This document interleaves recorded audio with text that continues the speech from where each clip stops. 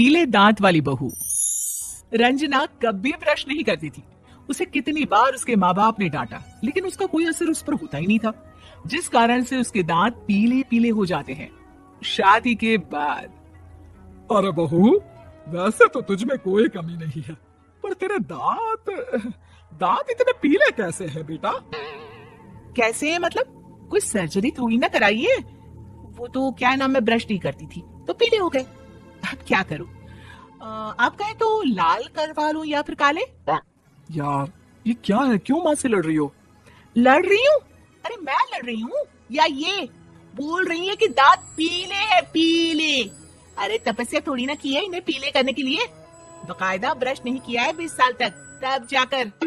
छी, कैसी बात कर रही हो? ये उस वक्त तो पीले नहीं थे जब हम लोग तुम्हें देखने आए थे। अरे तब साफ करवा लिया होगा डेंटिस्ट के पास जाकर। अब देखो कैसे पीले पीले लग रहे हैं। रंजना सास की तरफ गुस्से से देखती है। फिर शुरू हो गई पीले पीले पीले।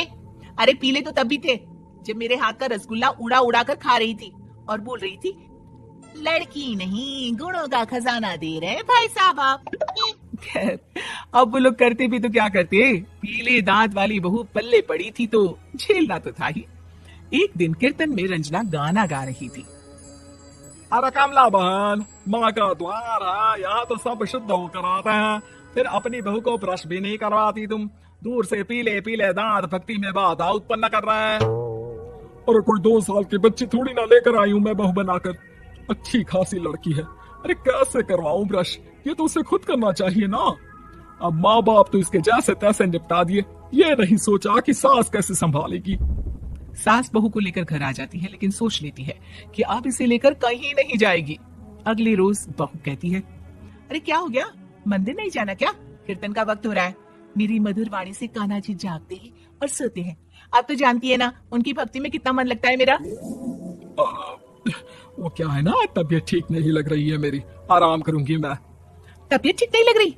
अभी तो मिथुन के गाने पर नाच रही थी आप, और अब बोल रही है कि तबीयत ठीक नहीं लग रही। अरे भक्ति में मन लगा लो सासू माँ, ऊपर जाना है, क्या मुंह दिखाओगी आप? हाँ, सास को बहू की बात पर गुस्सा आ जाता है। मैं क्या मुंह दिखाऊंगी, इसकी चिंता तो ना कर, समझी? अपने मुंह की चिंता कर, जो ये पीले पीले दांत लेकर हर जगह पहुंच जाती है। पता है लोग कितना मजाक बनाते हैं। ना जी ना, मैं नहीं जाना कहीं तेरे साथ। तो ये बात है। कोई ना, मत जाओ, मैं अपने कमरे में ही बैठकर भक्ति कर लूंगी। ऊपर वाला दांत थोड़ी ना देखता है, मन देखता है, भावना देखता है। और अरे बस बस, तू सब कुछ दिखा, बस ये सफेद चमकदार दांत ना दिखाना किसी को, है? जा यहाँ से। बहू को सास की बात का कोई फर्क नहीं पड़ता। वो तो जैसी थी वैसी ही रह जाती है। सुबह नहाकर किचन में खाना बनाना, फिर खाना खाना, कीर्तन भजन करना और सो जाना। एक दिन, माँ जी मैं सहेली के घर जा रही हूँ, शाम को लेट आऊंगी। हाँ हाँ तो जाना, मैंने कौन सा तेरी आरती करनी है घर पर बैठकर। रंजना सहेली के घर जाती है, जहाँ वो पार्टी में जाने की तैयारी कर रही होती है। अरे शिखा, कहाँ जाने की तैयारी कर रही है? मैं गलत वक्त पर आ गई क्या? अरे नहीं यार, उल्टा सही वक्त पर आ गया। मैंने ये साड़ी और ज्वेलरी निकाली है यार, शाम को इनके ऑफिस की एक पार्टी में जाना है। बताना कैसा लग रहा है ये सब? नहीं यार, इस ड्रेस के साथ तो वो वाली ज्वेलरी अच्छी लगेगी। हाँ हाँ सही बोल रही है, मैंने ध्यान ही नहीं दिया। वैसे तो हमेशा से मस्त फैशन सेंस रखती है। तो बड़ा जाती होगी ना पति के साथ पार्टी में। रंजना कुछ नहीं बोलती, बस सोचती है कि यार काश ये बात सही हो जाती। पर मैं क्यों नहीं जाती पार्टी में? क्या इन लोगों की कोई पार्टी होती नहीं होगी? रंजना घर आती है और रात में पति से सवाल करती है, एक बात बताइए, आप मुझे किसी पार्टी में क्यों नहीं ले जाते? क्या आपके यहाँ ऑफिस में पार्टी नहीं होती? पति बेचारा क्या कहता कि दांत पीले हैं तुम्हारे इसलिए। अरे कोई पार्टी होती नहीं हम लोगों के ऑफिस में, तो कहाँ से लेकर जाऊं? और मार्केट, मॉल, कहीं वीकेंड घूमना, कहीं तो। अरे यार सारे हफ्ते में एक छुट्टी मिलती है, तो सोचता हूँ कि आराम ही कर लूं। क्यों? रंजना मन मार के रह जाती है। पहले कभी सास के साथ मंदिर जाया करती थी, लेकिन वो भी सास ने ले जाना बंद कर दिया। घर बैठी बैठी रंजना बोर हो जाती है। तभी उसे आइडिया आता है और वो मायके जाने का सोचती है। सासू माँ, 2 दिनों के लिए मम्मी के घर जा रही हूँ। अच्छा ठीक है, आराम से जा। और हाँ, माँ से कुछ अच्छी आदत सीख कर आना कि कैसे शरीर के हर भाग की तरह दांतों की सफाई भी जरूरी होती है, समझी? शुरू हो गई ना आप? वो लोग आपकी तरह नहीं है कि छोटी छोटी बात का बतंगड़ बना दे। उन लोगों के लिए मैं मायने रखती हूँ, ना कि मेरे पीले पीले दांत।